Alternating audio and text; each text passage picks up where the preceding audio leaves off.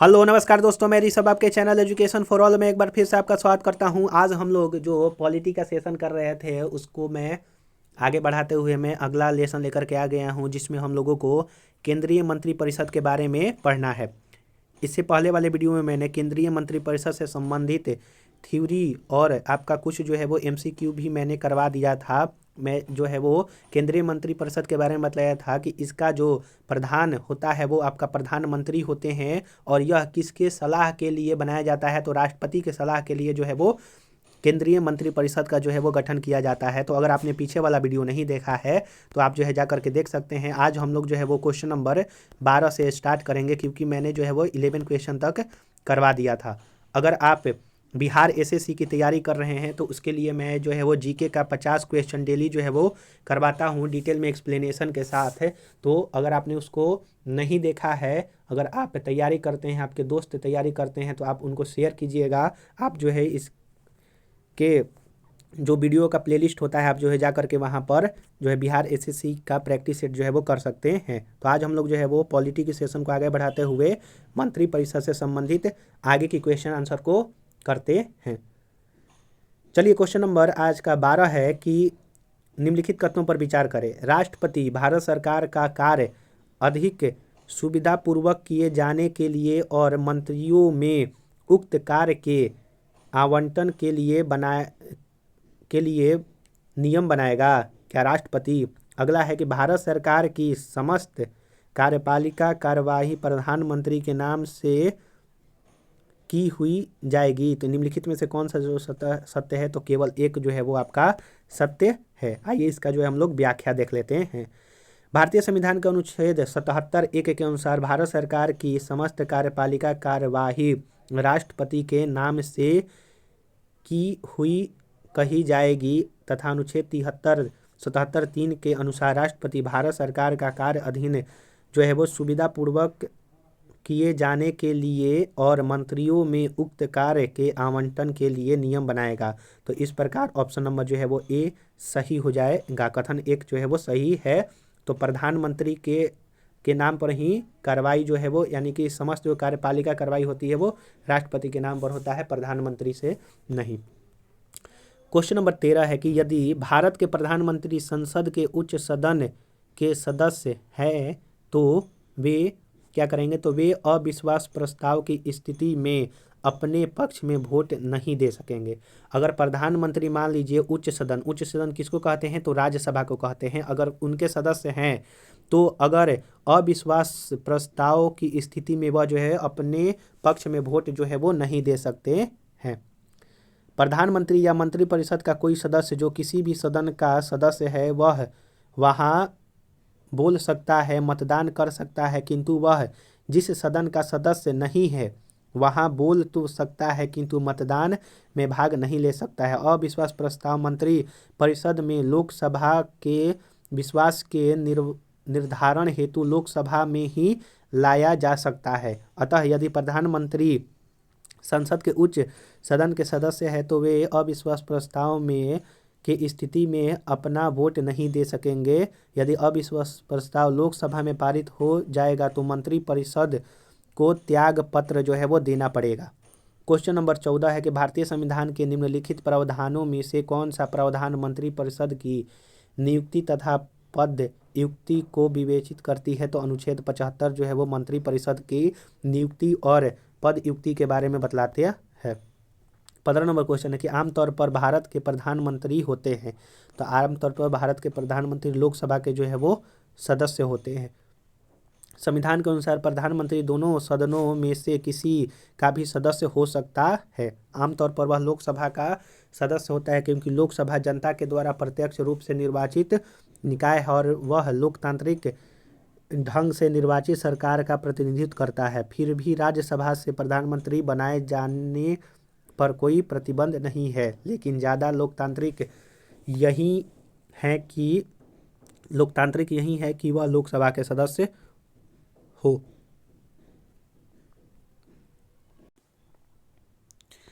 अगला है 16 नंबर की निम्नलिखित में से भारत के प्रधानमंत्री की नियुक्ति के समय, तो भारत के प्रधानमंत्री की नियुक्ति के समय जरूरी नहीं है कि वह संसद के दोनों सदनों में से एक का आवश्यक रूप से सदस्य हो, परंतु उसे 6 माह के अंदर आवश्यक रूप से दोनों में से एक सदन का सदस्य होना अनिवार्य है, या फिर 6 महीना का बाद जो है वो उनका अपना पद जो है वो त्याग करना होगा। ये जो है वो 75(5) में जो है प्रावधान कहा गया है। अगर आप थ्योरी सेक्शन पढ़ कर आएंगे तो आपको अच्छी तरह से और जो है वो समझ में आएगा। 17 नंबर क्वेश्चन है कि भारत का प्रधानमंत्री बनने के लिए न्यूनतम आयु कितनी होनी चाहिए? तो न्यूनतम आयु जो है वो 25 वर्ष होनी चाहिए, आप ये याद रखिएगा। संविधान के अनुच्छेद 75(1) के अनुसार राष्ट्रपति प्रधानमंत्री की नियुक्ति करेगा। वह व्यक्ति संसद सदस्य, लोकसभा या राज्यसभा होना अनिवार्य है अथवा 6 माह के भीतर उसे संसद का सदस्य होना अनिवार्य होगा। लोकसभा के सदस्य के लिए कम से कम 25 वर्ष आयु होना चाहिए, राज्यसभा के सदस्य के लिए 30 वर्ष होने चाहिए। अतः प्रधानमंत्री न्यूनतम आयु जो है वो 25 वर्ष होना चाहिए, क्योंकि वह लोकसभा के सदस्य जो है वो ज़्यादातर प्रधानमंत्री बनते हैं, लगभग सभी प्रधानमंत्री जो है वो बनते हैं। क्वेश्चन नंबर 18 है कि प्रधानमंत्री को राष्ट्रपति के द्वारा नियुक्त किया जाता है। माफ कीजिएगा, थोड़ा गला में जो है वो प्रॉब्लम है, इसीलिए थोड़ा सा जो है प्रॉब्लम हो जा रहा है।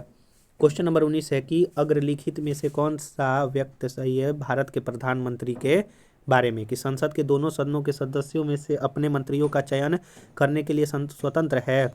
इस विषय में भारत के राष्ट्रपति के साथ उचित परामर्श करके अपने मंत्रिमंडल के सहयोगी का चयन कर सकते हैं। अपने मंत्रिमंडल में मंत्री के रूप में काम करने के लिए व्यक्तियों का चयन करने में पूर्ण स्वविवेक का प्रयोग जो है वो करता है प्रधानमंत्री, या फिर अपने मंत्रिमंडल के सहयोगियों का चयन करने की सीमित शक्तियाँ रखता है, क्योंकि स्वविवेक प्रयोग की शक्तियाँ जो है वो भारत के राष्ट्रपति में निहित है। तो ऑप्शन नंबर इसका सी जो है वो आपका सही आंसर हो जाएगा।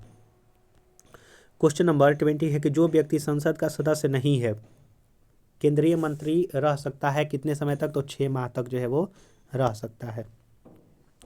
21 नंबर क्वेश्चन है कि भारत के वह मंत्री जो संसद के सदनों में से किसी सदन का भी सदस्य नहीं होते हैं, उससे उस मंत्री के पद से मुक्त हो जाना पड़ता है कब? तो 6 माह के बाद। अगर दोनों सदन के सदस्य आप दोनों में से किसी के सदस्य नहीं है तो 6 महीना के बाद आपको पद छोड़ना होगा।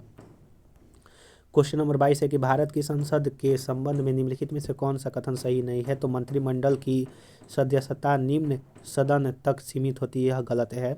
सही क्या है? संविधान में एक संसदीय प्रणाली की सरकार का प्रावधान है। संसद का सर्वप्रमुख कार्य है मंत्रिमंडल का प्रावधान करना, और मंत्रिमंडल को लोकप्रिय सदन में बहुमत का विश्वास प्राप्त जो है रहना चाहिए। तो ऑप्शन नंबर इसका सी आंसर हो जाएगा, जो कि गलत है। क्वेश्चन नंबर 23 है कि भारत का प्रधानमंत्री किसके प्रति जवाबदेह होता है? तो राज्यसभा के प्रति जो है वो आपका, माफ कीजिएगा, लोकसभा के प्रति जो है वो जवाबदेह होता है, क्योंकि वह लोकसभा का जो है वो प्रमुख सदस्य होता है। भारत के संविधान अनुच्छेद 75(3) के तहत मंत्रिपरिषद सामूहिक रूप से लोकसभा के प्रति उत्तरदायी होता है। चूंकि मंत्रिपरिषद का प्रधान प्रधानमंत्री होता है, इसीलिए प्रधानमंत्री लोकसभा के प्रति ही जवाबदेह होता है। मंत्रिपरिषद सामूहिक रूप से उत्तरदायी होता है लोकसभा के प्रति एक संवैधानिक बाध्यता के अंतर्गत अनुच्छेद 75(3) के अनुसार, अनुच्छेद 74(3) के अनुसार। तो निम्नलिखित में से कौन सा सही है? तो 1, 2 और 3 जो है वो आपका केवल सही है। देखिए, लोकसभा के प्रति जो है मंत्रिपरिषद जो है वो होता है 75(3) के तहत और एक संवैधानिक बाध्यता के अंतर्गत आता है, और लोकसभा के प्रति जो है वो प्रधानमंत्री भी उत्तरदायी होते हैं। अगला है आपका 25 नंबर कि मंत्रिपरिषद उत्तरदायी होता है। तो मंत्रिपरिषद जो होता है वो आपका किसके प्रति उत्तरदायी होता है? तो लोकसभा के प्रति जो है वो उत्तरदायी होता है। निकटतम में से जो है आपका संसद जो है वो आपका आंसर हो सकता है। अगर लोकसभा नहीं दिया हुआ है तो संसद के प्रति उत्तरदायी हो सकता है, नहीं तो ये जो है पूरी तरह से आंसर गलत है। क्वेश्चन नंबर 26 है कि मंत्रिपरिषद किसके प्रति उत्तरदायी होता है? तो मंत्रिपरिषद जो है वो आपका लोकसभा के प्रति उत्तरदायी होता है, आप ये याद रखिएगा। हम माफ कीजिएगा, तो इसका आंसर जो है वो आपका लोकसभा हो जाएगा, आप जो है याद रखिएगा। 27 नंबर क्वेश्चन है कि मंत्री परिषद सामूहिक रूप से निम्नलिखित में से किसके प्रति उत्तरदायी होता है? तो लोकसभा के प्रति उत्तरदायी होता है। 28 नंबर है कि संघीय मंत्री परिषद के मंत्री सामूहिक रूप से किसके प्रति? तो केवल लोकसभा के प्रति जो है वो उत्तरदायी होते हैं, अनुच्छेद 75(3) के अनुसार। क्वेश्चन नंबर 29 है कि भारतीय संविधान के संदर्भ में निम्नलिखित कथनों पर विचार करें। संघ मंत्री परिषद लोकसभा के प्रति सामूहिक रूप से उत्तरदायी होती हैं, सामूहिक रूप से लोकसभा के प्रति उत्तरदायी होते हैं। संघ के मंत्री प्रधानमंत्री के प्रसाद प्रयत्न अपने पद धारण जो है वो करेंगे। तो निम्नलिखित में से कौन सा सही है? तो केवल एक जो है वो आपका सही है। 30 नंबर क्वेश्चन है कथन और कारण से। कथन कह रहा है कि भारत संघ में मंत्री परिषद संयुक्त रूप से लोकसभा और राज्यसभा दोनों के प्रति उत्तरदायी होता है। नहीं, लोकसभा और राज्यसभा सभा दोनों के सदस्य संघीय सरकार के मंत्री बनने के लिए पात्रता रखते हैं। तो इसमें से जो है वो ऑप्शन नंबर डी कथन गलत है, लेकिन कारण जो है वो आपका सही है। सिर्फ जो है वो संघीय मंत्री परिषद जो है लोकसभा के प्रति उत्तरदायी होता है, राज्यसभा के प्रति जो है वो उत्तरदायी नहीं होता है। आप ये याद रखिएगा। 31 नंबर क्वेश्चन है कि निम्नलिखित में कथनों पर विचार करें। केंद्र के मंत्री परिषद संसद के प्रति सामूहिक रूप से उत्तरदायी होगा। संघीय मंत्री भारत के राष्ट्रपति के प्रसाद प्रयत्न पद जो है वो धारण करते हैं। विधि निर्माण हेतु प्रस्ताव के बारे में प्रधानमंत्री राष्ट्रपति को जो है वो सूचित करता है। तो निम्नलिखित में से कौन सा सही है? तो केवल 2 और 3 जो है वो आपका सही है। तो क्या केंद्रीय मंत्री परिषद जो है वो संसद के प्रति सामूहिक रूप से उत्तरदायी नहीं होता है? केवल लोकसभा के प्रति। और राष्ट्रपति के जो है शपथ दिलाने से जो है वो आपका पद धारण करते हैं संघीय मंत्री परिषद, जब प्रधानमंत्री कहता है। और विधि निर्माण हेतु आपके प्रधानमंत्री राष्ट्रपति को जो है वो सूचित करते हैं। तो ऑप्शन नंबर बी इसका सही आंसर हो जाएगा।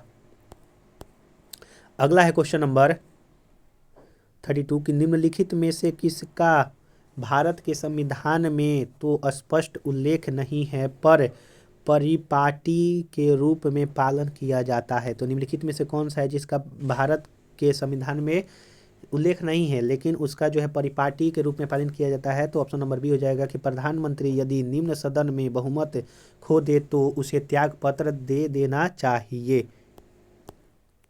प्रधानमंत्री यदि निम्न सदन लोकसभा में बहुमत खो दे तो वह त्याग पत्र देता है। इसका संविधान में कहीं उल्लेख नहीं है, किंतु निम्न सदन के प्रति मंत्री परिषद के सामूहिक उत्तरदायी की जो है वो व्यवस्था अनुच्छेद 75(3) में दिया गया है। इसके कारण यह परंपरा है कि वह बहुमत खो देते हैं तो प्रधानमंत्री को त्याग पत्र दे देना चाहिए।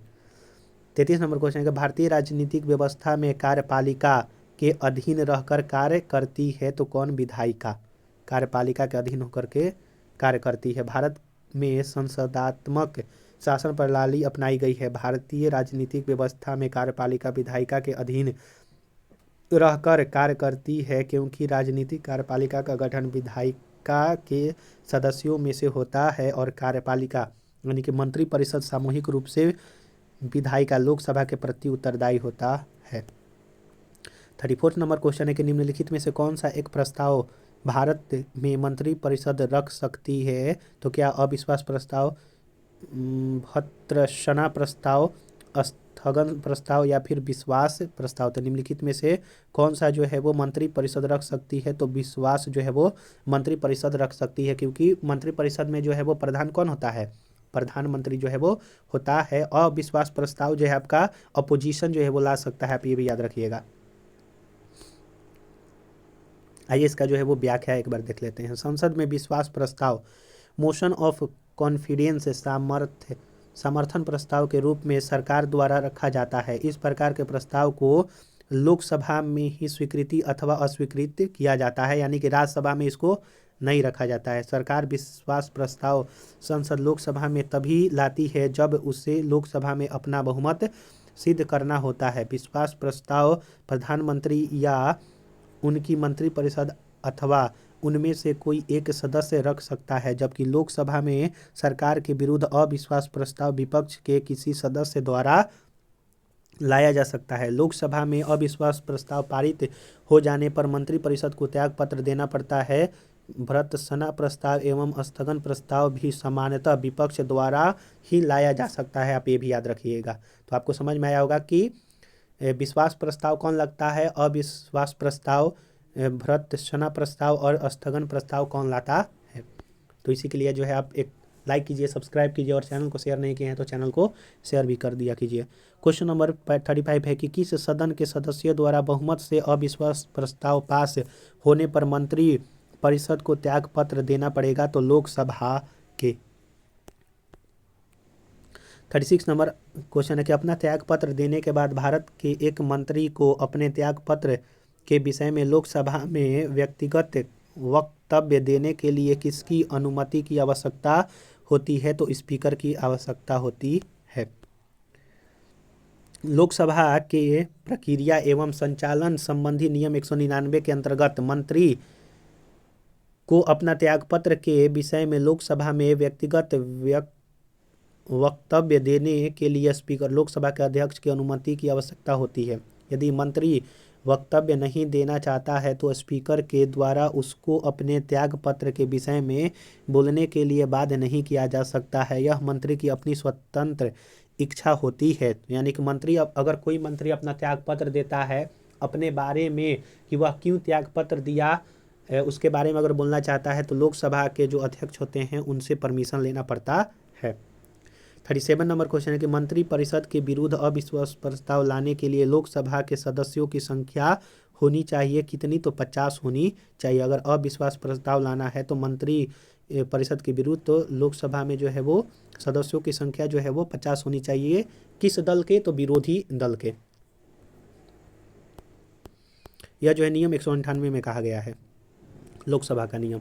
38 नंबर क्वेश्चन है कि लोकसभा में मंत्रिपरिषद के विरुद्ध अविश्वास प्रस्ताव लाने के लिए न्यूनतम सदस्य जो है वो आपका 50 होना चाहिए। 39 नंबर क्वेश्चन है कि भारत में अविश्वास प्रस्ताव के विषय में निम्नलिखित कथनों पर विचार करें। भारत के संविधान में किसी अविश्वास प्रस्ताव का कोई उल्लेख नहीं है। दूसरा कह रहा है कि अविश्वास प्रस्ताव केवल लोकसभा में ही पूरा स्थापित किया जा सकता है, तो ऑप्शन नंबर सी जो है वो आपका सही हो जाएगा कि 1 और 2 दोनों सही है। भारतीय संविधान में अविश्वास प्रस्ताव के बारे में नहीं कहा गया है और यह केवल लोकसभा में ही लाया जा सकता है। क्वेश्चन नंबर 40 है कि केंद्रीय मंत्रिपरिषद के त्याग पत्र देने के उपरांत निम्नांकित में से कौन सा एक सही नहीं होता है, तो इसका जो है ऑप्शन नंबर आपका ए सही हो जाएगा कि राष्ट्रपति शासन लागू हो जाएगा। यह जो है सही नहीं है। तो क्या क्या हो सकता है, राष्ट्रपति वैकल्पिक व्यवस्था बनाने तक उन्हें बने रहने के लिए जो है वो कहेगा। फिर उसके बाद वैकल्पिक व्यवस्था से अभिप्राय है कि यथासंभव शीघ्र नई सरकार का गठन हेतु आम चुनाव करवाना। अपदस्थ मंत्रिपरिषद अपने पद पर नई सरकार बनाने तक अपनी पदभार का निर्वाह जो है वो करेगा। तो ऑप्शन नंबर ए इसका सही आंसर हो जाएगा। तो हम लोग यहाँ पर जो है वो 40 क्वेश्चन मंत्रिपरिषद से संबंधित हम लोगों ने थ्योरी और 40 क्वेश्चन किए। इसका अगला पार्ट में जो है वो यह टोटली खत्म हो जाएगा, जितने भी अलग अलग एग्जाम में पूछा गया है। अगर आपने पीछे वाला वीडियो नहीं देखा है तो आप डिस्क्रिप्शन में जा करके देख सकते हैं, माफ़ कीजिएगा प्लेलिस्ट में जा करके देख सकते हैं, या फिर मैं सभी का प्लेलिस्ट का लिंक डिस्क्रिप्शन में दे दूंगा। अगर आप में से कोई बिहार एसएससी का तैयारी कर रहे हैं तो उसका मैंने जीके प्रैक्टिस का क्वेश्चन आंसर स्टार्ट किया है, तो आप जो है जा करके देख सकते हैं। अगर आपको वीडियो पसंद आया हो तो वीडियो को लाइक कीजिएगा, अपने दोस्तों में शेयर कीजिएगा और चैनल को सब्सक्राइब नहीं किए हैं तो चैनल को सब्सक्राइब भी कर दिया कीजिएगा। चलिए हम लोग जो है अगले वीडियो में मिलेंगे, तब तक के लिए नमस्कार।